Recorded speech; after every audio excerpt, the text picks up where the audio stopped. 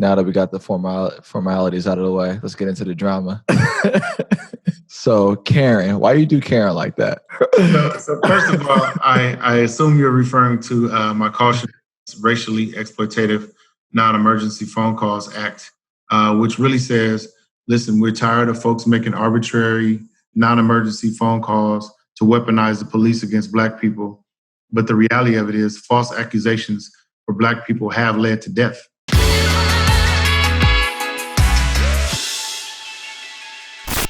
Peace, and welcome to another exciting installment of Cook on Monday Morning. At Cook on Monday Morning, we believe that if you can own Monday morning, you can own the week. If you can own the week, you can own the year. And if you can change your year, you can change your life.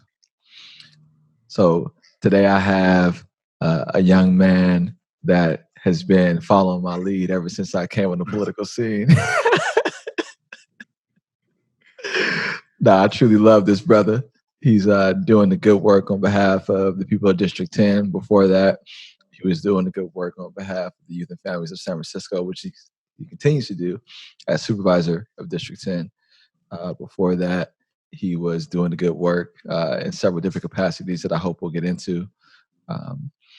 Right now, as a supervisor, he's making national waves for the pushes he's embarking on to advance racial justice for the Black community, to improve conditions for workers, and to ensure that, the little guy has a shot in the rough and tumble place of San Francisco.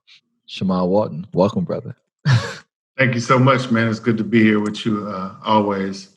As you know, we've been able to get a lot of work done together, and so it's exciting to have this conversation this afternoon. Yeah, so are you joining us from City Hall? I am. I'm right here in my office. Yeah, I wanted to talk a little bit about your last election before we get into some of the current issues. So you won in 2018, is that correct? Correct. Talk a little bit about that race. What happened?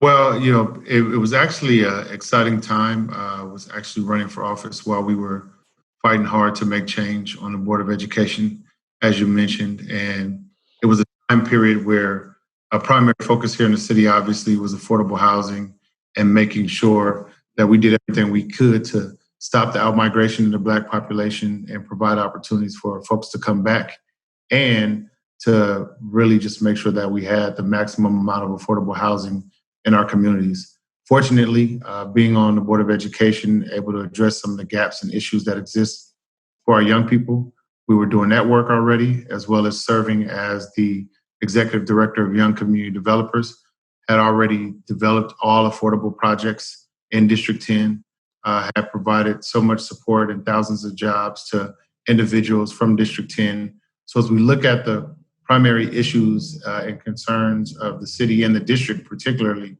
at that time period, we were already in a position and in a place where we were able to address those issues. And so we ran on that platform of someone with experience, someone with leadership ability, and someone who would really come into City Hall and get to work right away.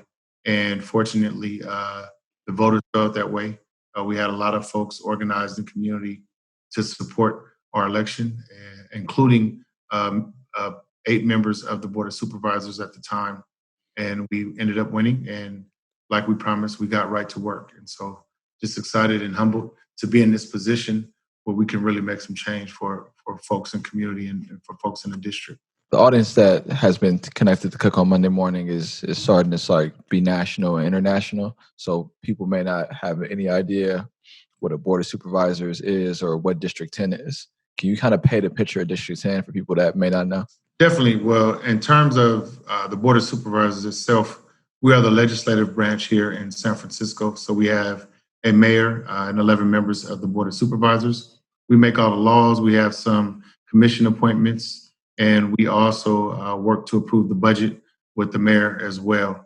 And among many other things, those are basically the gist of our duties. I cover the southeast sector of San Francisco, District 10, which consists of Bayview, Hunters Point, Trail Hill, Little Hollywood, Dog Patch, Visitation Valley, Sunnydale. My district has the largest population of Black folks still left in San Francisco. So we're over 20% Black population, and yet we are in a city of less than 5% Black people. We also have some of the biggest, some of the largest public housing communities here in my district. And actually, 4 of our housing developments are undergoing revitalization right now.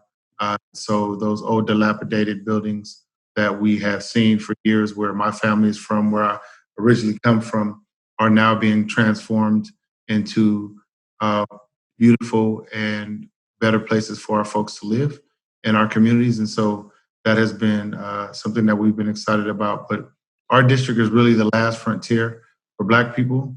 A lot of growth in my district because we have the most amount of land available to build. As you know, San Francisco, we've always been on top of each other. And out here in the southeast sector of San Francisco, we have the most amount of land available for building.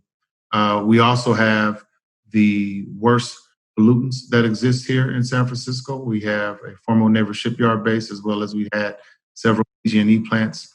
And so in terms of pollution, in terms of the risk factors of what affects our environment negatively, we have the worst impacts in our community here in District 10. So a lot of our work, of course, is to fight against that. But that is primarily my district as a whole. Last frontier for Black folks, a lot of pollutants and environmental hazards that we're fighting against and trying to clean up. And a lot of opportunity, which gets me excited about my role, because we have so much resiliency and so much opportunity for the future. Thank you for that. Now that we got the formalities out of the way, let's get into the drama. So Karen, why do you do Karen like that? There's a bunch of nice Karens in the world. So first of all, I assume you're referring to my Caution Racially Exploitative Non-Emergency Phone Calls Act, which really says, listen, we're tired of folks making arbitrary non-emergency phone calls to weaponize the police against Black people and people of color. There's been so many examples that have been caught on video these last couple of months and last couple of years. But the reality of it is false accusations for Black people have led to death. If we go back to Emmett Till and what happened with him in Mississippi, a white woman made a false accusation and it ended up to lead to his lynching and his death, and he was only 14 years old. And so we can't have things like that happen.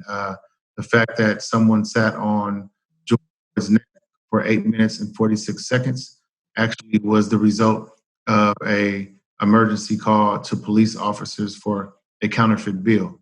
And we have to look and sit back and say, listen, we're not going to allow you to call the police just because you're racist, because you're prejudiced, because you're scared of a certain type of people, and then let it lead to negative consequence. And there's nothing that happens to you for making that arbitrary phone call. And so the CAREN Act leads to civil penalties and fines of at least $1,000 if something happens to someone who violates the CAREN Act.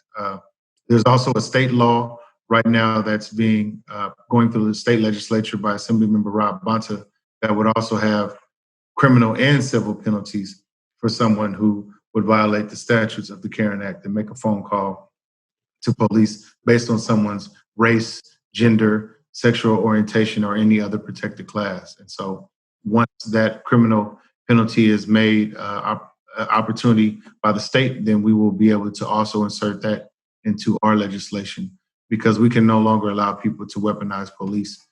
That leads to dire consequences for folks of color. And people need to realize that and understand that and have consequences if they're going to do something like that.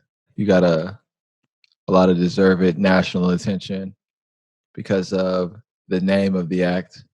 And at the time when we're recording this, just in case somebody's watching this years from now, Karen, the name Karen has become synonymous with, like, I don't even know how to define it. It's kind of like obnoxious, like white women that use their privilege to, interrupt, advance, like cause harm to Black people.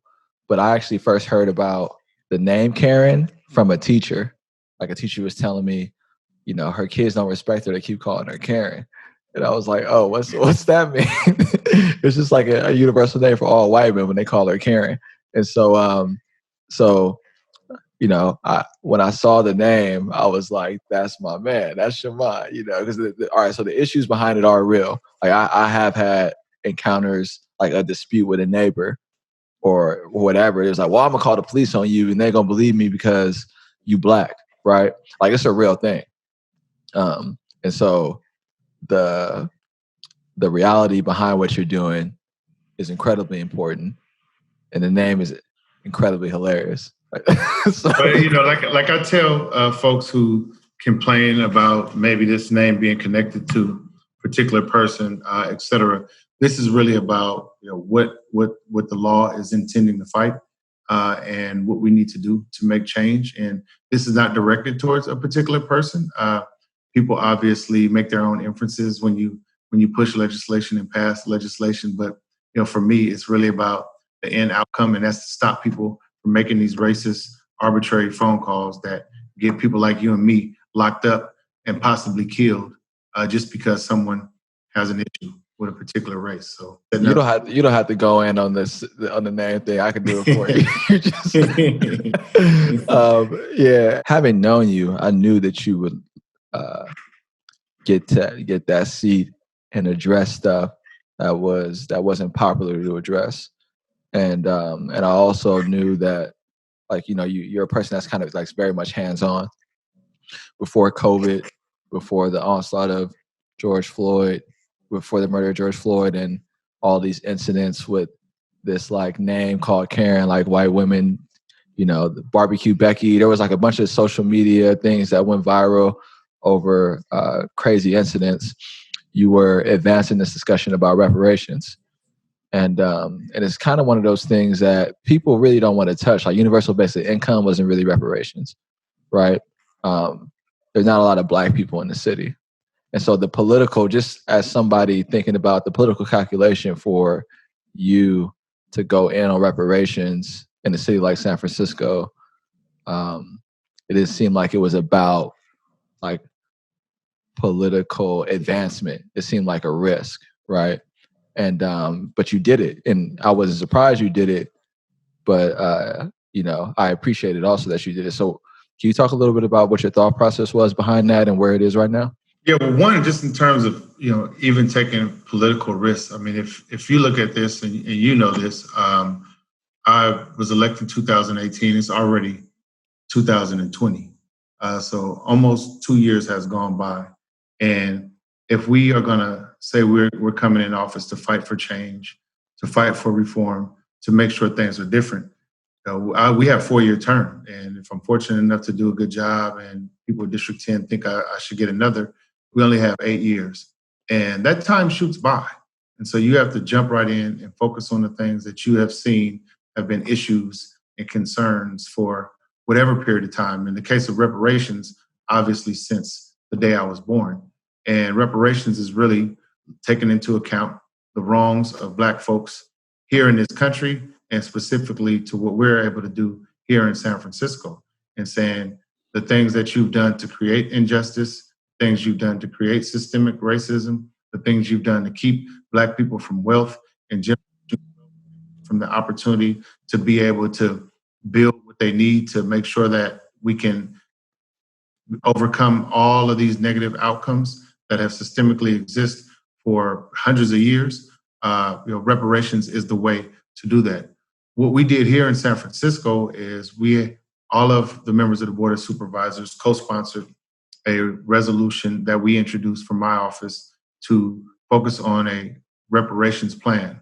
And what the resolution says is we're going to conduct community forums. We're going to talk to people in the Black community and let the Black community lead on what they see the areas of injustice as and who should serve on a working group to address those issues, prioritize those issues, monetize those issues, and come up with a true reparations plan and package.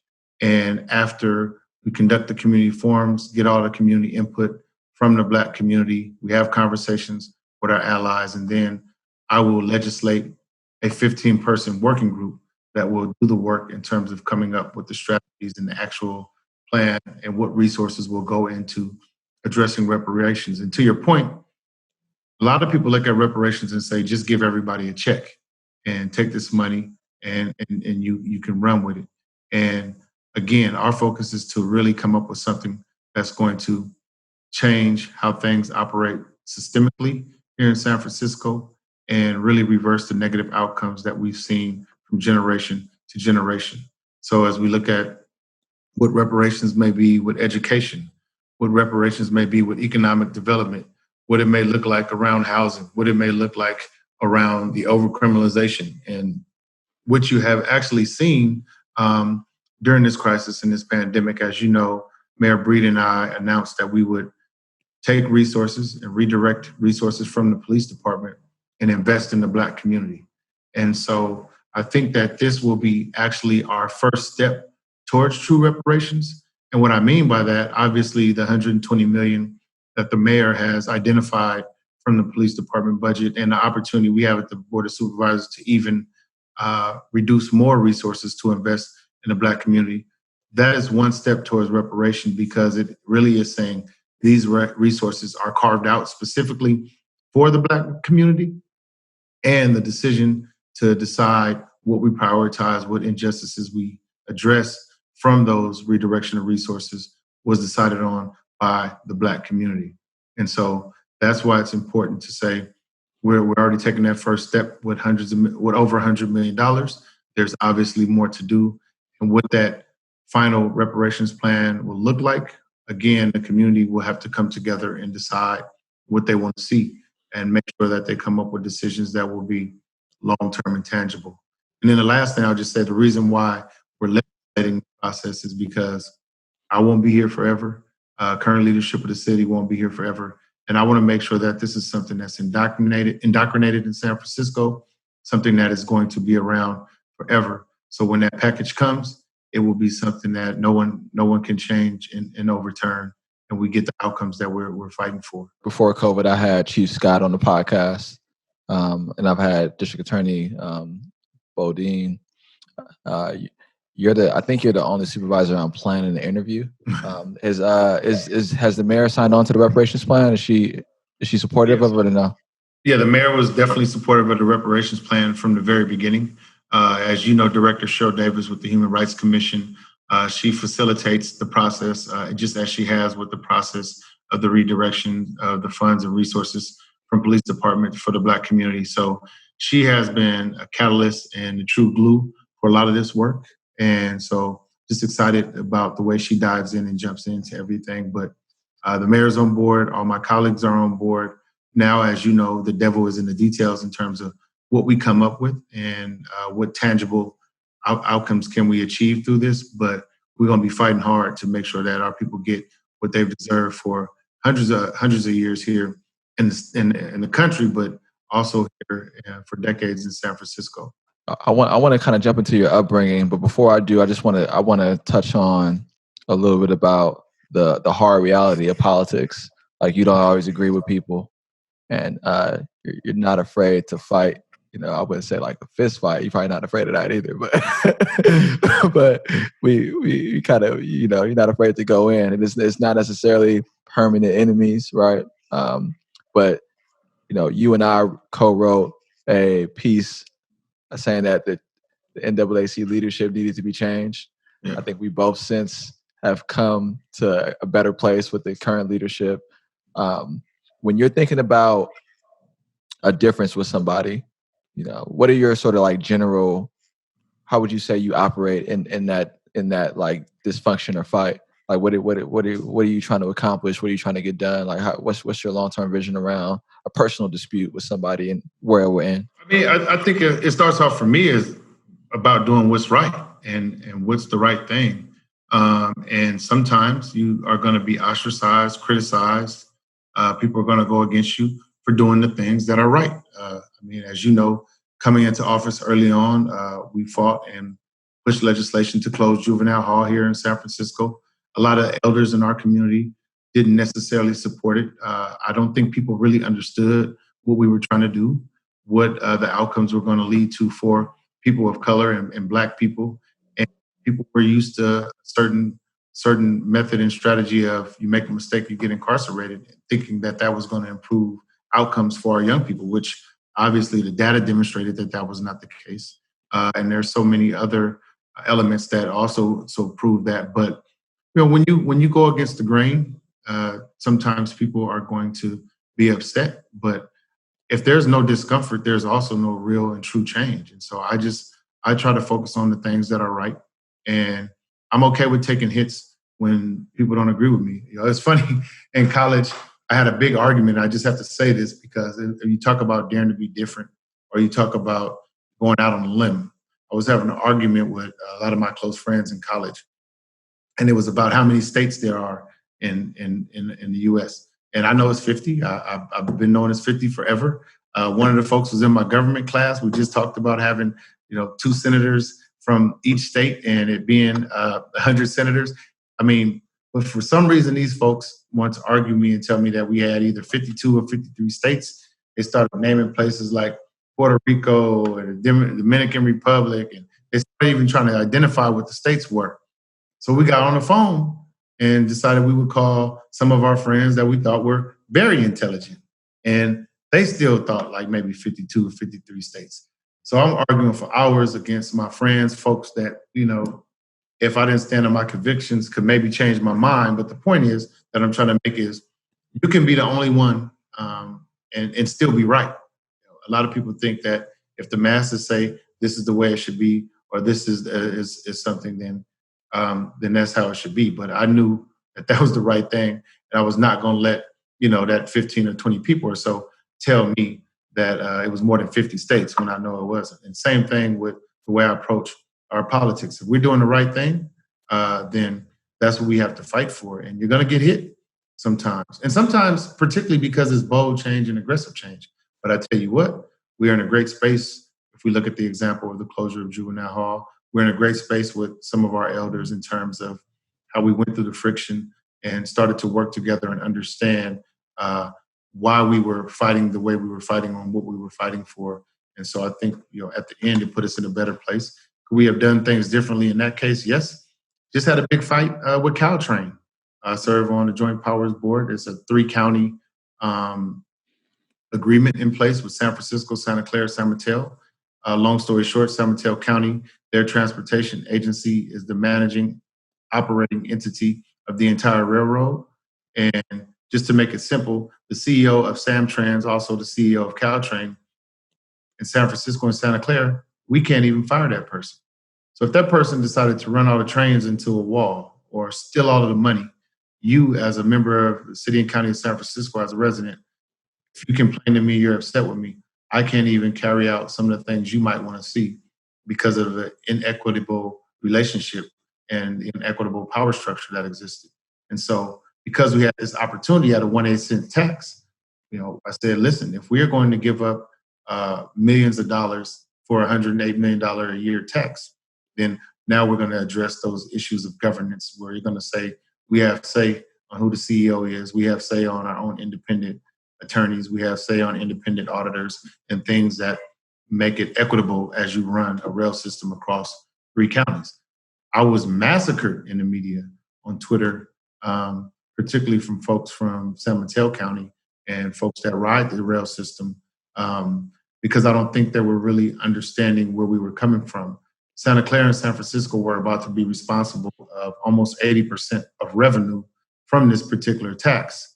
But at the same time, we could not make decisions on leadership and management. And, I probably haven't, maybe when we went against Teach for America here in San Francisco, probably the last time I received so much, I want to say hate emails and hate tweets and things that were against me. But again, it's the right thing to do. And I think I was put here by the people who voted for me to make decisions that are going to be right for District 10, right for San Francisco, and right for the communities that we serve. And so that's how I try to fight. If it's right, I'm gonna go toe to toe, and I can be the only one. Again, I can be the only one that is fighting for the right thing, as long as I know that it's right. Yeah, TFA still don't like me over that contract. And I kind of want to talk about that fighting spirit, like, kind of where it comes from. Most people. So before we get to that, where'd you go to college? I went to undergrad at Morris Brown College in Atlanta, Georgia. One of the greatest experiences of my life. Wouldn't trade it for the world, and just love my alma mater. Continue to, of course, go back to homecoming almost every year. A lot has changed, particularly with a lot of work that we do here now in the city. So it's been harder to get back, but that is my alma mater, and I wouldn't change that for the world. Yeah, I know your affinity for Morris Brown, so I wanted you to shout that out. I know you pledged. I did, and there's only one fraternity to pledge. It's Omega Psi Fraternity Incorporated, spring of 1996. And Omega is really responsible for a lot of my change and success and opportunity in life in general, which I know we'll touch on as well. So yeah, so Omega, Morris Brown, none of that means anything to me. But you better love your HBCUs, man. Oh yeah. Nah, I regret that I didn't go to one. But when the people do the fraternity thing and the college thing, I'll just be like, when the black folk do it, I'll just be like, all right, y'all got that. I probably would have went to Howard, or I probably would have went to Howard if I had to do it again. But I didn't. So, and you were born in SF, but you grew up in Vallejo. Is that correct? Correct. So I left, and we moved to Vallejo, 6th grade, and went to, finish my last year. At that time, 6th grade in Vallejo was elementary, and junior high school. But, being from the city, all my family was still in San Francisco. Mm-hmm. In fact, it probably took a couple years before I really spent a weekend in Vallejo. We were back and forth so much just because that's where our network was, where our family was.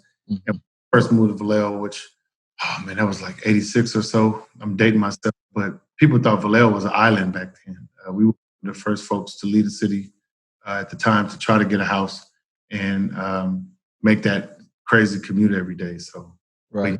Yeah, I wanted to talk about that because in the movie Last Black Man in San Francisco, which I'm not a huge fan of, I thought it was shot very well. But one of the things that they touched on that I know is true for a lot of Black families is sort of like these relatives in these other cities or folks that used to live in the city.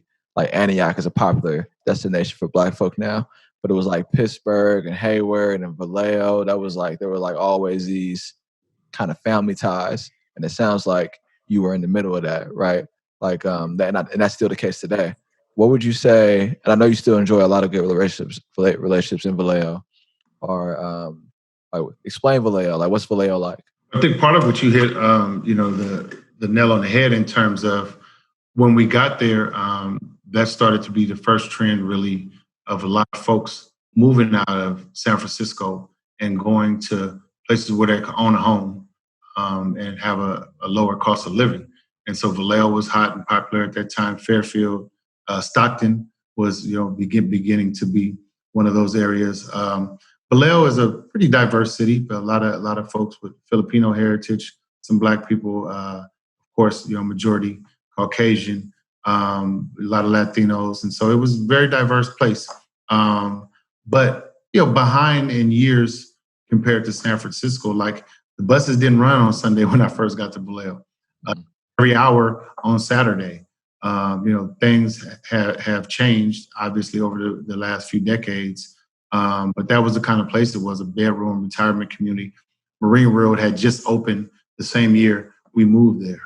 And so, it was definitely a place for folks that were either trying to live in an area with lower cost of living or folks that actually had been there. Their families that had been in Vallejo for generations. Maryland Naval Shipyard was the anchor employer, much like our opportunity here at the shipyard here in San Francisco. And so once Bill Clinton came into office, he shut down a lot of major bases, as you know, and the employment opportunities and things shrunk in Vallejo, just like other areas that had a base and was affected by the closure. But that sounds like folks, Bill Clinton taking stuff from Black people. That sounds like and people. But Vallejo was a melting pot of folks from all over the Bay Area as well. Mm-hmm. Yeah, it's definitely got a special place in like hip hop music, Bay Area history. There's a lot of great artists that came out of Vallejo.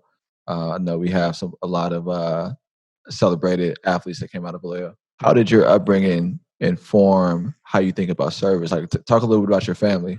What's your family like? So I was raised by my mother, single mom, and you can look and see that picture behind me. That's Philmore Graham.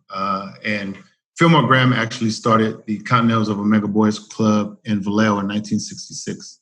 And he saw 6 kids playing in the street with a flat football, asked them if they could spell football, and he told them if they could, he would come back and buy them a football. From that point, he began to question them and support them academically, started meeting with those 6 individuals in the parish house of the church, and eventually got a building that was owned by the school district. But Philmore Graham was special in terms of his focus was to let young Black men in particular know that higher education was the way to success, and that if you focused and you achieve academically, you could do and be anything you want. And so he started the Boys Club specifically about academics. You had to write a book report once a month if you wanted to go on any of the field trips. You had to know our continental honor and be able to recite it. And his focus was just to prepare you for the next level of academics. And he also, he was an engineer by trade, wasn't getting paid for any of this work.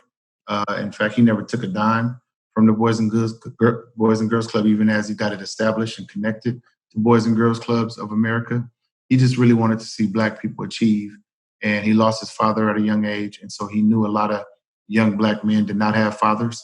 He wanted to provide that type of support and opportunity for them. And he was a member of the Omega Fraternity Incorporated, which is why he named it the Omega Boys Club.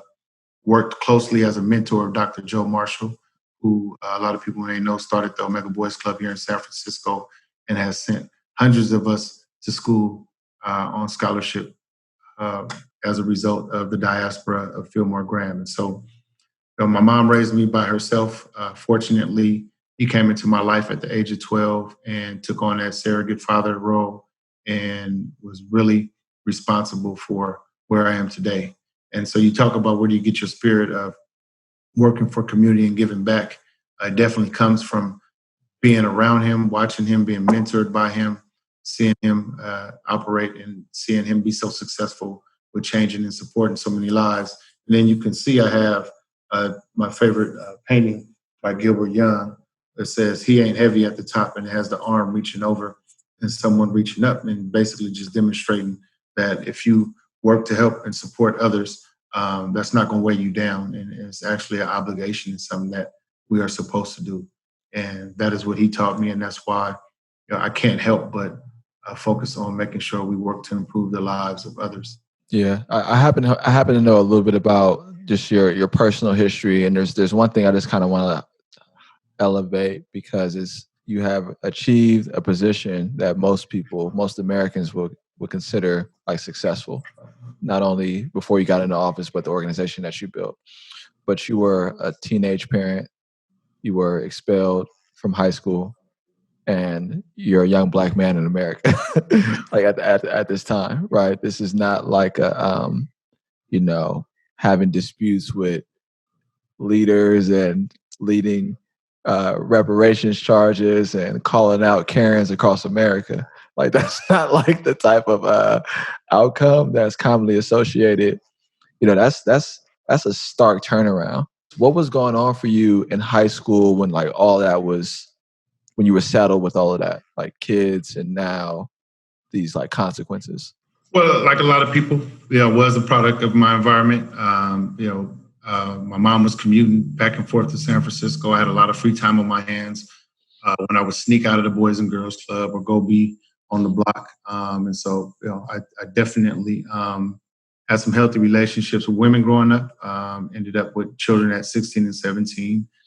Wouldn't change it for the world, but definitely would not recommend anyone doing it that way. Was also in and out of juvenile hall for several different types of violations, stealing cars, selling dope, armed robbery case I caught that I didn't commit, and was expelled from the district 3 separate occasions, mostly around fighting, and for reasons that you and I fought against while we were on the Board of Education, because I have that personal knowledge of what an expulsion does to someone and how, quite frankly, an expulsion or even incarceration really just leads to and feeds the prison pipeline. because of the lack of options when you do that to someone with already not enough support or not enough resources. But what was fortunate for me, again, is Philmore Graham. He would actually come to the dope track and get you and pull you off. He would actually just do everything he could to give you that opportunity as a young person to listen to the good information and use it for your success. So what happened the last time I served in juvenile hall, I was already set to go to this youth leadership conference in 1992 in Atlanta, Georgia, sponsored by the Omega Psi Fraternity for all young men, and it was for young men across the country. And I was locked up, and I got out about a couple of weeks before it was time to go. And a lot of other leaders in community told Mr. Graham, don't take him. He's beyond salvageable. He's just proven that he's, can't be successful. He can't change. And why waste that ticket on him when you can take someone else who would benefit from the opportunity? And Mr. Graham, being who he was, took me anyway. And that just changed my entire life. When we got to Atlanta, Georgia, I saw a lot of young Black men, not too far from my age at the time, having a good time, enjoying themselves, just really looked like they ran the city. And as I talked to all these young men, and I was 17 at the time, and just talking to them about how are you so successful so young? Most of them 23, 24. And even though I had Mr. Graham and other older members of the fraternity, those men wore suits. They were all middle age at the time, and worked hard in community, definitely. But I didn't know they had fun too. So I saw all these young Black men enjoying themselves and just seemed like they had the world at their hands. And I asked them, "How did you get this? How did you get to this point?" And every answer, the common theme was education, education, education. And Mr. Graham would talk about it. Other mentors would talk about, being around all Black folks in a positive environment, but experiencing that love from everybody that was around each other, experiencing that level of excitement, just to see that you could be in an all Black environment where folks show nothing but love and folks are successful, folks are achieving. And seeing that, I already knew that when I got back home, I was going to change my life, and I was going to be at a Black school that next year. Actually, before my senior year in high school, I never had bad grades. I always had a certain intellectual capacity.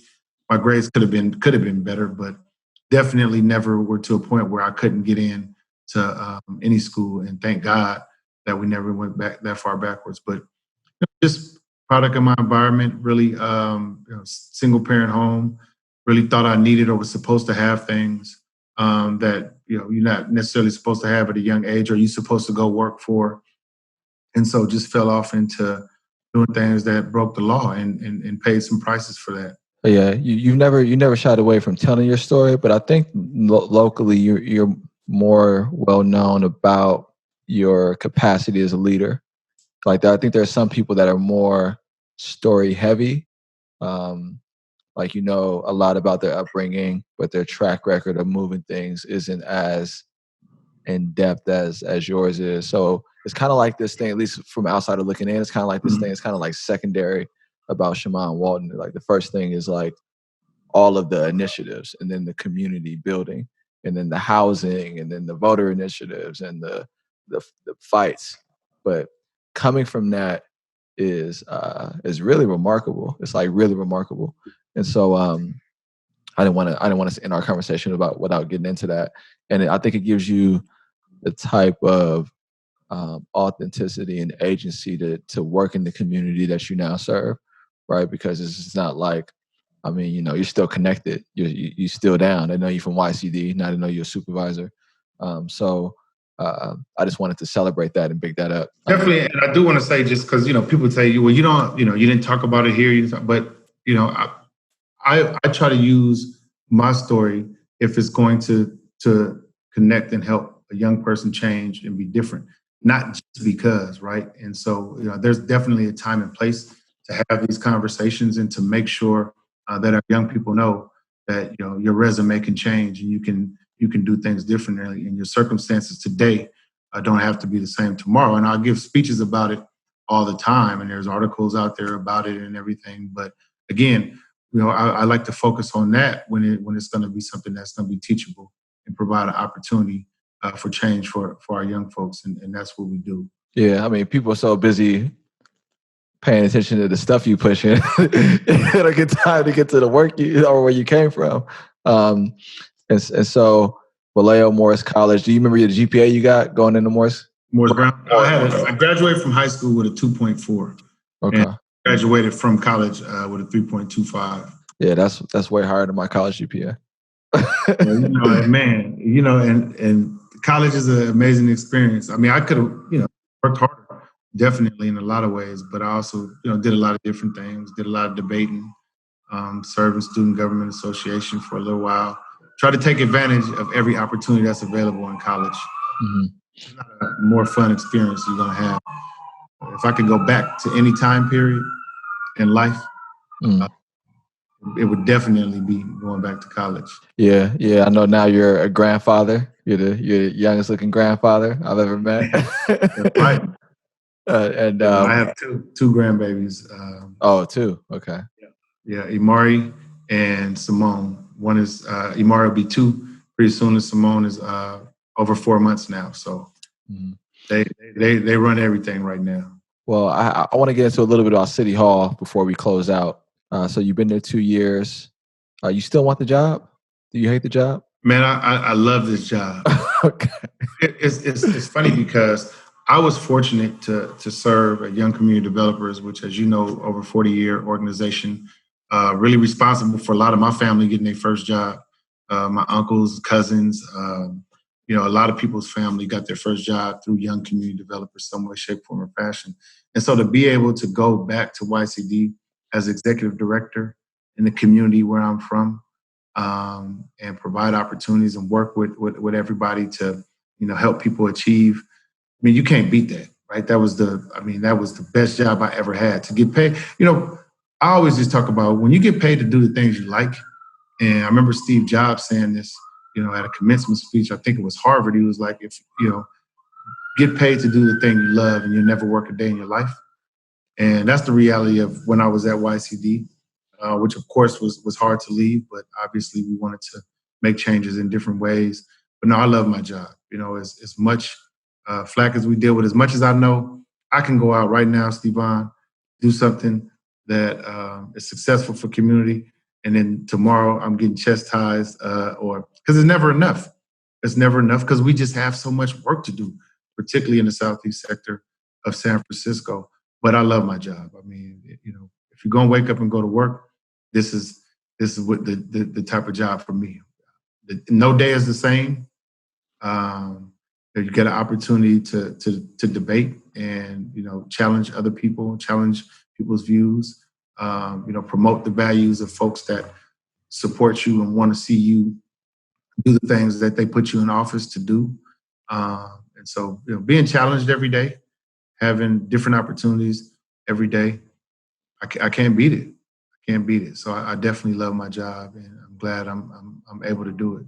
And in terms of some of the major barriers hindering progress for District 10, if you had to point out one or two, like what's really keeping you from doing your job better or keeping the community from moving forward? Well, one is people always, right? I mean, people get in the way of people. People get in the way of us doing good things. And so, working with personalities, working with people to come together and focus on the things that we do believe in. Because again, nobody's ever going to think 100% the same. The best thing I try to do is focus on what commonalities we all have and use that to move forward and to address issues. Try to stay away from, okay, we already know what we don't disagree on. Let's talk about where we do see things eye to eye. But people are obviously always a big obstacle.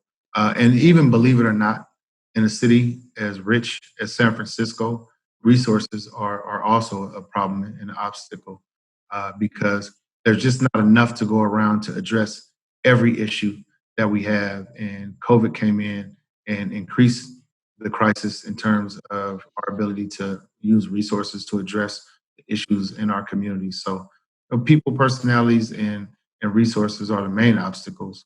But the funny part about it is, the right people working together to accomplish something positive is also your biggest support of help and source of help. So one of the biggest obstacles can also turn into be what gets you to where you have achieved successful outcomes for whatever you're pushing for. The final topic I wanted to hit on with you before we close out, I have like this final round of questions I ask from everybody, but with when you put forward the issue of reparations, one of the reasons why I wanted to get involved and support it is because there are these challenges that are specific to the Black community that I believe should be apolitical, right? But then it kind of gets camped under a party. And for me personally, I have this deep resentment against the traditional party structure on both sides. And I'm more so thinking about how to advance this apolitical agenda over party loyalty, right? And what I see happen a lot in politics is like this, what I would call like set stuff. Like they always bad, we always good. With reparations, I wanted to see that get, like, I don't care. Like whatever president wants to pass it, you good with me. If you're getting people out of jail, you good with me. How do you think about that in terms of like the Democratic Party's responsibility to the Black community and how it's doing right now? Do you have any criticism for it? Do you think it's doing a good job? Where do you stand on that? Well, again, I think that, like you, there are certain issues that should be apolitical, and politics should not come in the middle of the opportunity for you to achieve. And I'm trying to think, as you were asking that question, of something and going back in history that was achieved that was really nonpartisan. And there'll be people that'll tell you certain things like the response to September 9/11 was apolitical, which I disagree with. Or certain times in history where we've gotten something done with healthcare. I can't really think of a time period where one party or another didn't not necessarily make it their own, but did identify more. Obviously, if you look at reparations and what we're trying to do here in San Francisco, and even at a federal level, it has been a Democratic Party that has been more receptive and willing to stand out there and push that. And here in San Francisco, our politics are either left or super left, right? We're all Democrats or we are all socialists to some degree, but it's left and more left. And I think that's why reparations here, we were and are successful and do have folks that are more willing to get involved and more willing to support because of those values in that aspect. But with that said, it does get politicized and it does become something that a party, for lack of a better term, owns just because nobody wants to agree on anything. Yeah, I think that if there was ever a person that would fight their own party, it would be you. So I'm counting on you to be the man you've been. And if something comes up, for you to continue to do what you've done. But I would also look at it like, like even as we fight for, investment, pulling resources from the police department and invest them in the Black community, there are folks that are allies, that are friends, that will come to me and say, okay, we should do this or we should do that. And I say, hold on. You got to remember what we said we were going to do. We're going to let the Black community lead on identifying the issues and concerns of their community and decide what they want to see happen and where these resources should go. So, I love the work together. I love and respect, but this is the Black community that needs to lead this, right? And so that's the way we have chosen to work with reparations and redirection of resources here. Whereas, to your point, this is not about any particular group. It's not even about any particular Democratic Party, but it really is about Black people putting themselves first and focusing on the things that are good for them. And so, I don't necessarily look at it as having a fight, but I am looking at it as you said, when all these injustices continue to exist, that you are going to support us as allies and let the Black community lead on things that are going to affect us and are going to improve our lives. Let us do that. And so we do have those conversations. And there are folks that mean well, get involved. And I tell them involvement in this case means letting us sit back. And you sit back and let us focus on identifying what we need and going out there and do it. And of course, we need you to be there with us every step of the way. Because when you push policies that are aggressive, that are going to change outcomes for Black folks, you're going to need everybody's support to get that done, because we don't get to live life in a bubble. And we are a very small minority here in San Francisco. But reparations should truly be apolitical among so many different other things. But I'm just trying to think of a point in history where we had an issue that was just 100% apolitical. And even if it starts out that way, somebody grabs it.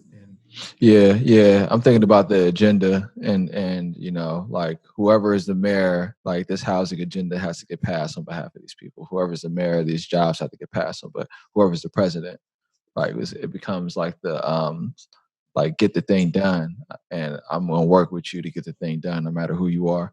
That's more the mindset that I'm thinking about, and I think you're also right that and I would probably say like I'm thinking about Whitney Young and the example of Whitney Young, and then working with the Johnson and then the Nixon administration, and that type of deal making. I'm not interested in being that or doing that, but that's kind of what comes to mind. You ready for the final rapid round? Let's do it. All right. Mr. Supervisor Walton is incredibly busy. He's giving me a generous amount of his time, so we're gonna get this in, get this out. Do you meditate? I pray. Do you have a motto? Never be content with average, because it's just as close to the bottom as it is to the top. Oh, we didn't get to the bumblebees. All right, that all comes together. What personal weakness can you forgive in someone? Insecurity. What's a book you would recommend? Just one? One book. I would say Monster by Shamann Walton, or you said just one. So. You can do the second one. It's all right. Or Makes Me Want to Holler by Nathan McCall. Who's more handsome, Stevon or Shamann? I always let the people decide. That's the way I tell it. Let the people decide. Last and final question. You can take a poll. Who's going to win the presidential election? The last time I predicted that, I was wrong, man. I don't want Texas, but I have to go with Joe Biden. This is Cook on Monday Morning. This is Supervisor Shamann Walton, District 10, SF native, man of the people, with a plan. Thank you, man. I appreciate you. Appreciate you for just doing this and having this platform for us to come on and get together.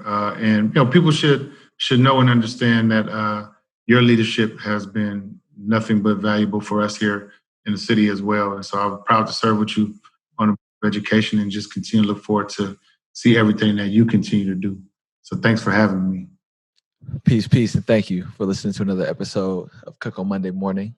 At Cook on Monday Morning, we are building lives that make us excited about Monday morning.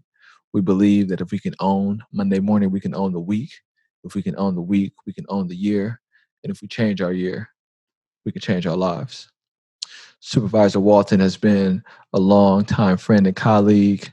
We don't agree on every single issue, but I respect the way that he shows up and the bold action he's taking in his role on the Board of Supervisors. If you're interested in learning more about him, you can go to his website, ShamannWalton.com. I'd like to thank our listeners. Thank you. I'm grateful for you. Continue to subscribe to the Cook on Monday Morning YouTube channel. Also, on whatever platform you listen to the audio, please rate and review the podcast. If you enjoyed this discussion, please share it with a friend. Help us grow our community of doers. Again, please also take a minute to subscribe and rate the podcast. If you're interested in starting your own podcast, I wrote an article on how to do it. It's called How to Start a Podcast During a Pandemic. The link is also in the description box if you want to check that out. It goes over all the equipment that I use, some of the research that I did, and the guiding principles that I go by. So Cook on Monday Morning is a product of the Luther Harris Holding Company. It is a boutique consulting practice that focuses on building strategic partnerships between businesses and government, recruiting diversity talent to leadership roles, and helping companies drive impact in the communities that they serve. If you're interested in that, feel free to send me an email, info@stevoncook.com. Again, I'd like to thank our listeners. Thank you. And I'd like to thank the people that made our podcast possible. Our videographer, David Topete. Thank you, sir. Also like to thank our copy editor, Fernando Encico Marquez. I get up every Monday morning with the intent to create value and showcase my love to the people that keep our cities moving. They are our teachers, school lunch workers, custodians, social workers, firefighters, police officers, EMT workers, garbage collectors, bus drivers, and nurses. They are our employers, the folks that are keeping our economy moving. They are our gig workers, stocking our shelves, driving our ride shares, delivering our food. To all of you, this podcast is for you. You live in places like San Francisco, Oakland, Richmond, Antioch, San Mateo, Los Angeles, Dallas, Houston, New Orleans, Baton Rouge, Miami, Orlando, the Carolinas, Virginia Beach, Milwaukee, Kansas City, Cleveland, Detroit, Harlem, Brooklyn. I also like to give a shout out to our listeners in Nigeria, Ghana, Kenya, and Ethiopia. To all of you, this podcast is for you. This message is changing the world and will continue to because of you. Until we meet again. Peace, peace, and we out.